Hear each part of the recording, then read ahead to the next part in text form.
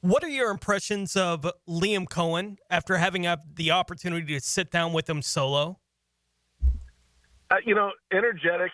Everybody's talking about this young staff, young, all that. I think Udinski said it pretty well the other day. Yeah, okay, it's young, but it's just an energetic, excited group. I mean, no matter the age, to have an opportunity to finally do it. I like the way that Liam kind of came up in it. Yeah, he was a coach's son, but he had to kind of work his way, and from some smaller schools to get an opportunity. Okay, hey, here's a Rams opportunity, and then goes to another place, comes back to L.A., goes back to Kentucky again. I mean, that tells you that he's kind of done it the right way. If he's invited back to two different places twice, that means they like the guy. So, and he's done things the right way, and I like the way that he's kind of worked it. And so I'm excited about that part of it. It seems like a really good guy who's been around it, who has done things the right way and has a clear vision of what he wants it to be. Will it be easy? No, it's never easy. Anybody would do it if it's easy in the NFL, but I think he's got a really good blueprint of what he wants to see and a clear vision of how he wants this thing to go. All right, JP, you, like myself, we try to be sticklers for pronouncing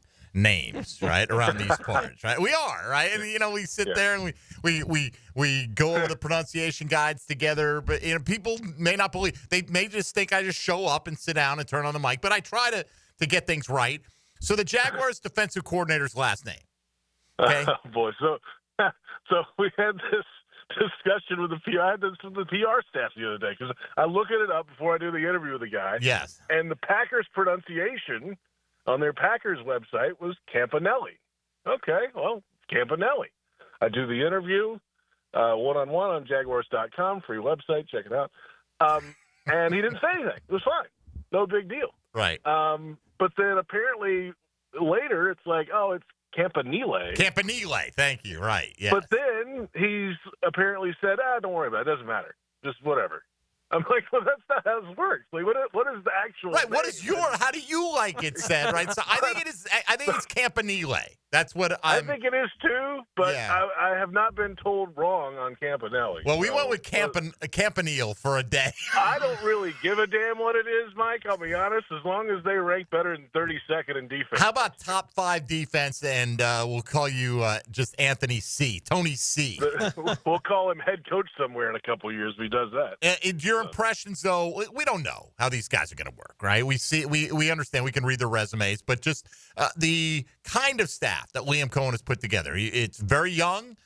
He says they share similar ideas of what they need to do in modern football to get this team where they need to go. Just what are your impressions of the staff that he's put together?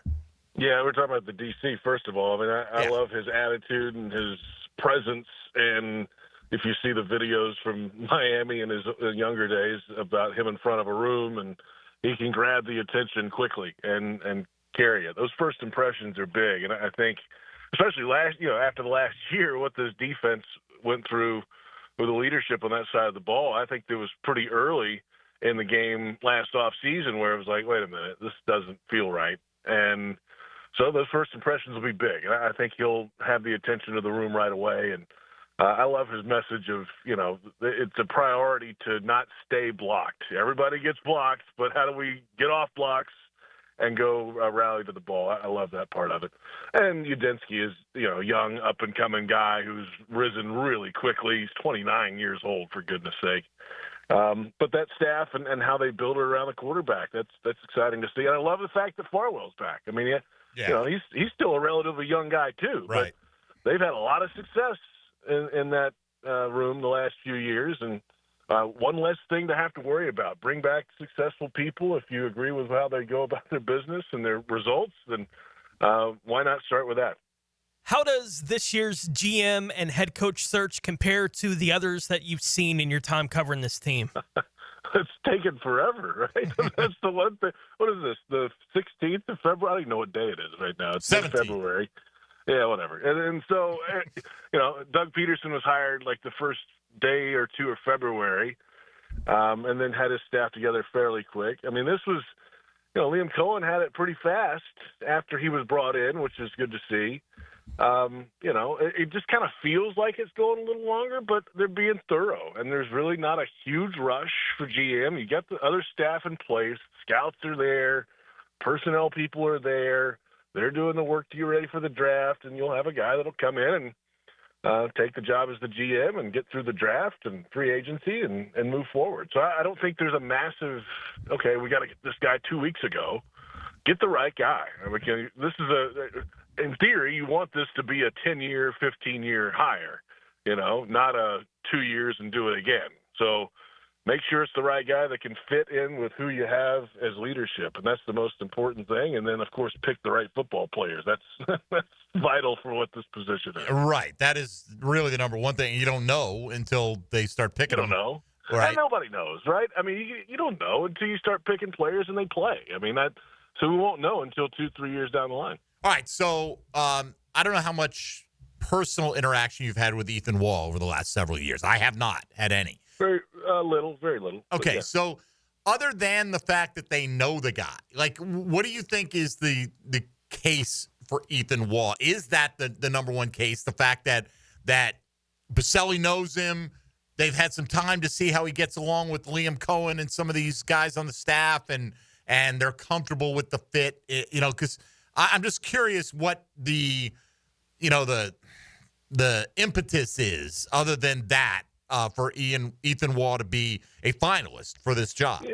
Yeah, I think it's experience. I mean, the guy's been around the game a lot longer than some of these younger candidates, right? And they have seen it firsthand how Ethan goes about his business and is thorough and is prepared and, everything behind the scenes that you want, organization, skill, the whole thing. I mean, so I think they like that part, is my guess about Ethan Wall, and it's right there in front of their face every day, and they've seen it for the last few years. So if it was a real issue, he wouldn't be a finalist, right? So I think that's why he probably has an opportunity at least to be in this last wave of interviews, and we'll see what happens. If he's in this last wave of interviews, I don't think it's just like, as an olive branch or anything. I think it's real. I don't think they're doing anybody any favors,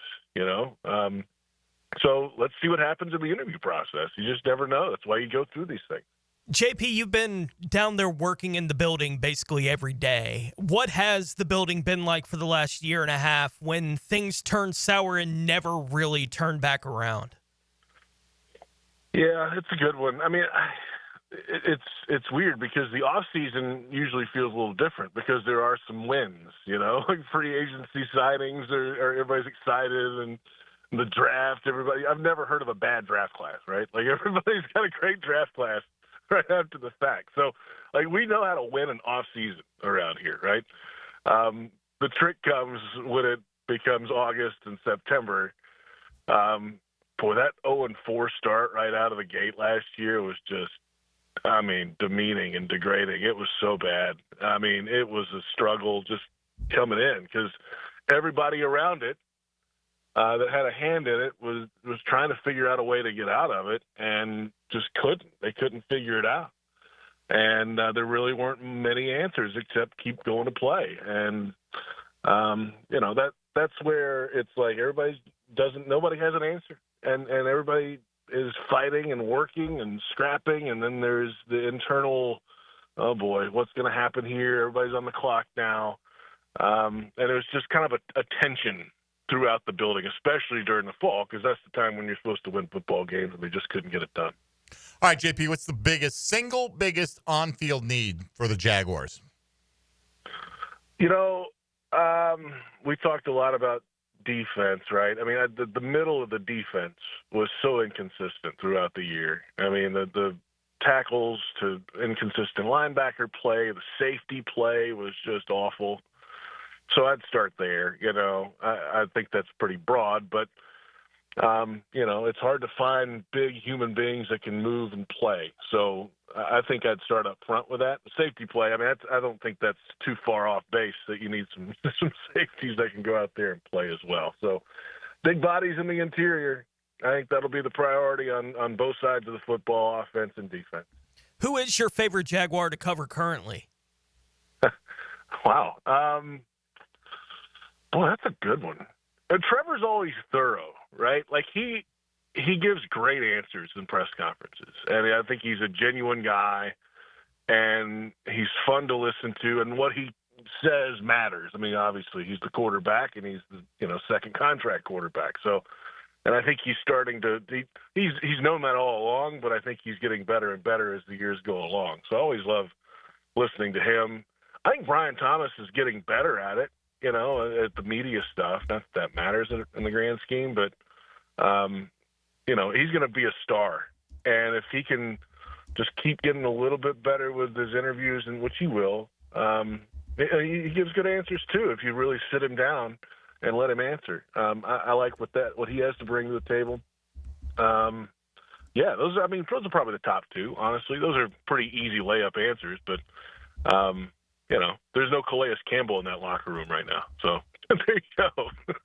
No doubt about that. Although we do have another Walter Payton Man of the Year award winner in Eric Armstead. So hopefully he'll be utilized better on the field next year. Maybe he'll play next year. Who knows? That'd be great to see. That would be great to see. And one day someone will write the book and get to the bottom of just exactly who came up with the idea to play him at end, because there's a lot of conflicting stories on that front. But I think we beat that in the ground pretty well. What are you looking forward to for yourself or for Jaguar football, other than the announcement of the GM? Let's say between now and the NFL draft, what do you have plans or an eye on? Yeah, obviously that's number one, to figure that out. And it sounds like, interviews will start Wednesday, so I could foresee something by the end of the week. Because, next week's the Combine. Right, you got to have it done by Monday, so it's got to be done. I mean, I don't know if they want the first time that person talks to be at the podium at the Combine. So, we'll see what happens with that in the next few days. What do they really do in free agency? That's obviously middle of March, so it's coming. It's coming quick. So you got to get your ducks in a row. Whoever the new GM is, figure out what they really want to spend and what they have and what's out there. What are they? That's coming up. And then, hey, guess what? The players are in 2 weeks earlier this year because of the new head coach. So April 7th, they'll be in for off-season workouts, and you can start throwing the playbook and things at them at that point. So they're going to use all that time wisely. I'm interested, during the Combine with the whole staff going up and everything, interviews with players and prospects, but I don't think they're going to waste much time for other things. It's not like they're going to go out socializing every night. I think they're going to be locked in and they've got to get their operation in order as coaches and what they want to do. So I think this will be a really busy work trip next week in Indianapolis, next 2 weeks.